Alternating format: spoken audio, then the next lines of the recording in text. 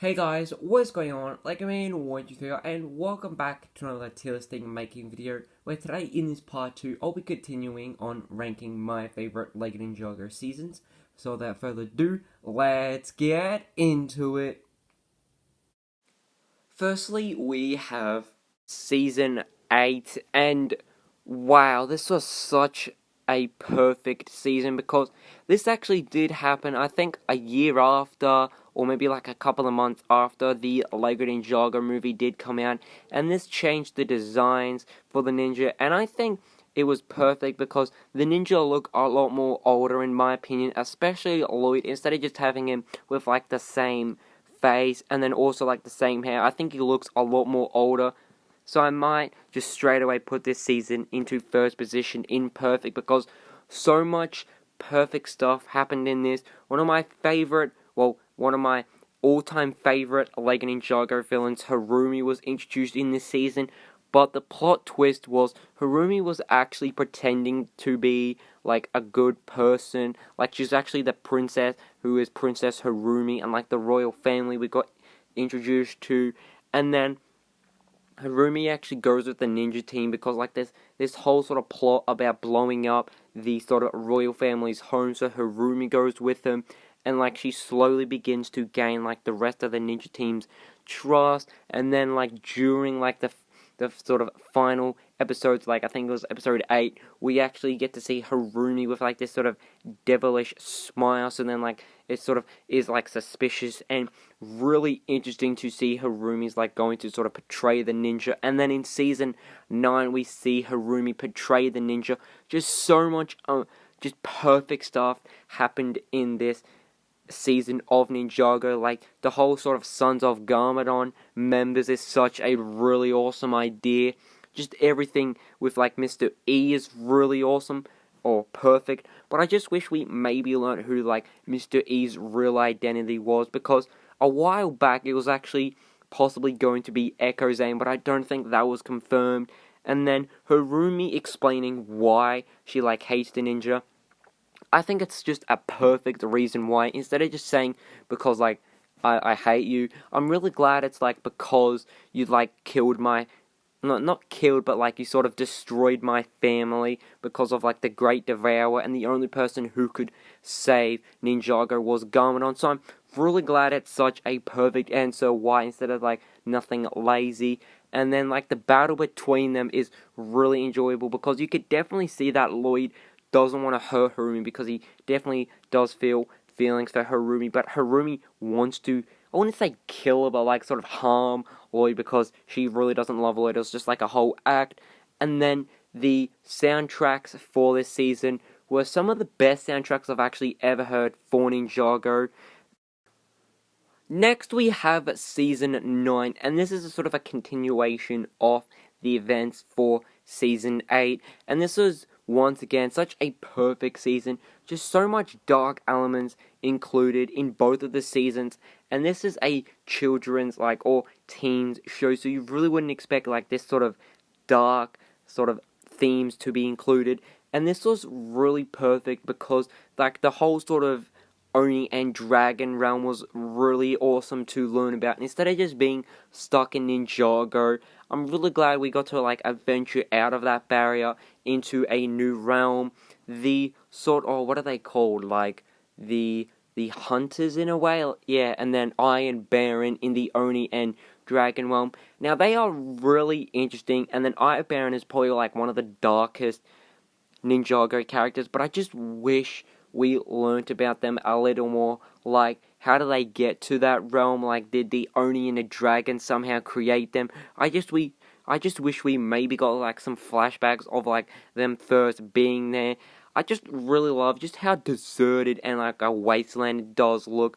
And then what I really love about this season is like the different episodes, or like the one episode with Kai, Jay, Cole, and then Wu in like the Oni and Dragon realm, and then Nia and Lloyd with the Elemental Masters in the Ninjago city, and that also does look like a wasteland because like Garmadon has taken over most of Ninjago city, and then like the whole sort of resistance in Ninjago city with the Elemental Masters and Lloyd and then Nia, all the lessons he learns, like finding your voice, even though he's like lost his powers from a battle, which he actually did like take on his father once his like father came back. So that was definitely really awesome, and that's such an amazing soundtrack.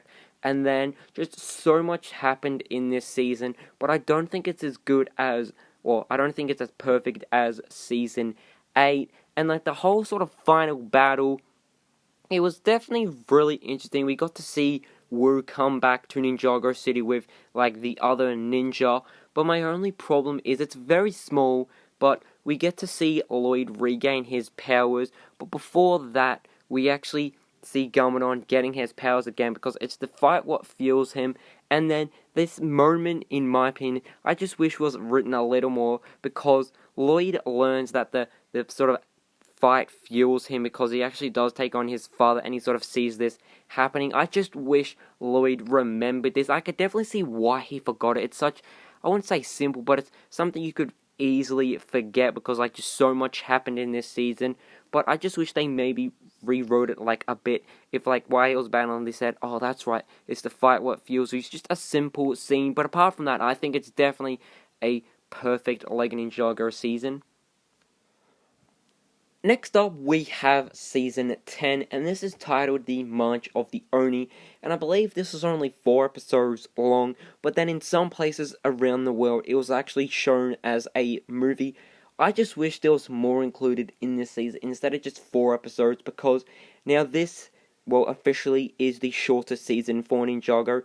Originally, it was actually Season 3 with 8 episodes. I just wish there was more included, because I could definitely see this season having more to it. It just felt rushed with 4 episodes. I think they could have like stretched it out a little more. The Oni were definitely really awesome to see, because like they could very easily destroy a realm in like say a couple of days because of just how dark they were.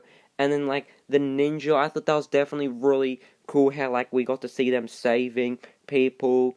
And then we got to see Garmadon actually team up with the ninja team, because like the Oni, they can only survive in like this sort of a fog or like sort of black smoke, whereas the ninja and any other humans what enter can't, but only Blood can, because the original Elemental Master was actually born from both Dragon and Oni, so he does have Oni and Dragon blood in him, which Garmadon does, and then Lloyd also does. So I really like this conflict between them, because like Garmadon knows he can enter it, but then like he sort of thinks Lloyd can't enter it because like his Oni side is like really pathetic and weak. And then I really like sort of the conflict between this, like how the ninja team still didn't trust Garmadon, and then pretty much that was about it. They just like saved Ninjago, like they did the Tornado of Creation again, which was first introduced in the pilot season with everyone, including like Wu and Garmadon. And then we have this small part with Lloyd actually seeing his, I think it's great-grandfather or the first Spinjitsu master. So that was definitely a quick scene, and I thought it was quite a nice scene to sort of end this season for Ninjago. And then we had like this sort of celebrating part where we had like the ninja team put their hands in like paint and then put it on like this wall of each of the things in these seasons they have been through, and like they sort of got clapped by, or like they sort of got cheered on by the crowd. So that was definitely really enjoyable, but I just wish they could have included more for this season, because this could have been definitely something really awesome to end off the Oni trilogy, which is the Sons of Garmadon trilogy, Hunted, and then this season. So I just wish they ended it off a little more, because it just felt rushed. So for that, I might possibly put it, I'm thinking great. Yeah, maybe, no, I'm gonna put it in great. Next, we have Season 11 for Ninjago, and this is actually split up in 2 sort of chapters, the Fire chapter and then the Ice chapter, and this was the first time seeing Ninjago in a whole new animation style, because once Season 10 finished, I think like the company who created Ninjago actually sort of gave it away. I'm not really too sure on like what they did, but I definitely know they like sort of gave it away to a different company. And it was an okay season. I do much prefer the Ice Chapter over the Fire Chapter because we get to see the ninja sort of being bored for the first time in forever because they've actually got nothing to battle because Ninjago City has been saved multiple times and then finally there's no villain. So that was an okay idea. I just wish it was executed a little more better. And then the whole sort of Asphera part, she's an okay villain. She just gets really annoying sometimes, saying revenge all the time. And then Forbidden Spinjitsu, honestly, I don't think that should exist because, when are you going to use it? Why would the first Spinjitsu master create it? If it's just going to make you more powerful. I know it's a good thing to make you more powerful, but then, it can sort of twist you because of, how much power you have. It can sort of turn you evil in a way. And if you were to turn evil and, use the Forbidden Spinjitsu, no one could defeat you like Asphera did. So I really don't see a point on, why he did create it. Asphera's, sort of battle in the monastery, underground, was definitely really interesting. That was probably one of my favorite parts, with, the ninja team grabbing the Forbidden Spinjitsu scroll and, using it against Asphera, and, once one got defeated, they would throw it over to the other ninja. And then Clutch Powers, honestly, I don't think they should have included him. I thought it was just a really strange idea to include him because, Clutch Powers was a movie in 2010 maybe, and that was the first Lego movie, and he's an adventurer. He's he travels to places. He's really cool, and just to see him in this was just really disappointing. He's scared, and he's sort of cocky in a way because he tries to prove it, but then he sort of sucks at it. So I just wish they rewrote him a little more. The voice actor was definitely really great, but it would have been really awesome to actually hear the original voice for Clutch. And then the Ice Chapter was probably one of my favorite ones because we got to see Zane become the Ice Emperor in the Nether Realm. But I just wish we got to learn more about the Nether Realm, how does it exist, how do the citizens get, or how do the people get there. I just wish we learned more about it. And then this was the first time seeing anime or sort of different styled animation to tell stories. It was okay, but I really didn't think it was necessary. They could have very easily told it in a different way, just like the other seasons had. So I might possibly put this season maybe in great in second position. Next we have season 12, and this is such an amazing season. I'm just gonna put it straight up into maybe first position in amazing because I love the whole sort of part about gaming. Prime Empire, that was such a really awesome idea, and I really loved how with the final battle and just episodes in between that, I'm really glad it actually ended with Jay instead of the whole ninja team in the battle. I'm glad it ended with Jay because he's this sort of person who knows video games. He's out of the ninja team, he's the best. I'm really glad it actually ended with Jay and then also Nia, but then she did sacrifice herself right at the end. Just so much happened in this season, and the episodes in this new sort of style for Ninjago, which started in season 11, they only go for 11 minutes, and I think they put so much into just each episode, which only go for 11 minutes, and I'm really just glad just the overall design for Prime Empire. Everything in Prime Empire is so awesome. The characters, what are they called? Oh man, CPUs, I believe. Yeah, CPUs. They're really awesome. And then how Jay and the ninja team sort of persuaded Okino. Yeah, I'm pretty sure that's his name, Okino. You don't have to listen to Unagami. You're just a sort of program in the game. You can break your programming. Something really interesting, and I think they executed it really nicely. They also tried it on some other characters.